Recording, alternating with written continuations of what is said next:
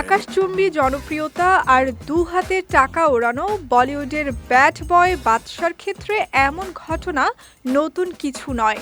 তবে কখনো কখনো অতিরিক্ত উত্তেজনা যে বিপাকে ফেলতে পারে সেটাই হাড়ে হাড়ে বুঝেছেন এই র্যাপার।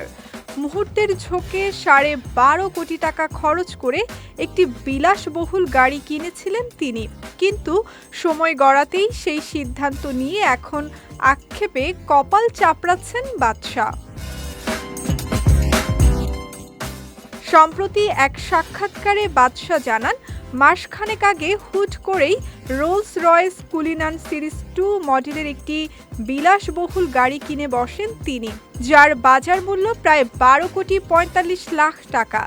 এই গাড়িটি কেনার মাধ্যমে মুকেশ আম্বানি, শাহরুখ খান ও অজয় দেবগনের মতো হাতে গোনা কয়েকজন অতি ধনী তারকাদের তালিকায় নাম লেখান তিনি।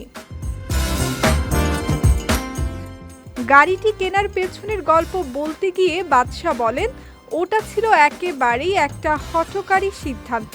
মনে হলো আজই কিনতে হবে, ব্যাস বেরিয়ে পড়লাম।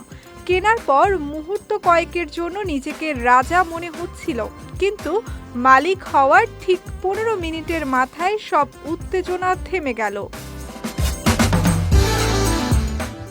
12.5 কোটি টাকা ব্যয়ের পর বাদশার মনে প্রশ্ন জাগে, এর চেয়ে ভালো আর কি হতে পারে। তিনি বলেন, সবচেয়ে দামি জিনিসটা যখন হাতে চলে আসে তখন পরবর্তী লক্ষ্য খুঁজে পাওয়া কঠিন হয়ে যায়। সেই শূন্যতা থেকেই মূলত আক্ষেপের শুরু। বিলাসবহুল জিনিসের প্রতি বাদশার দুর্বলতা নতুন কিছু নয়।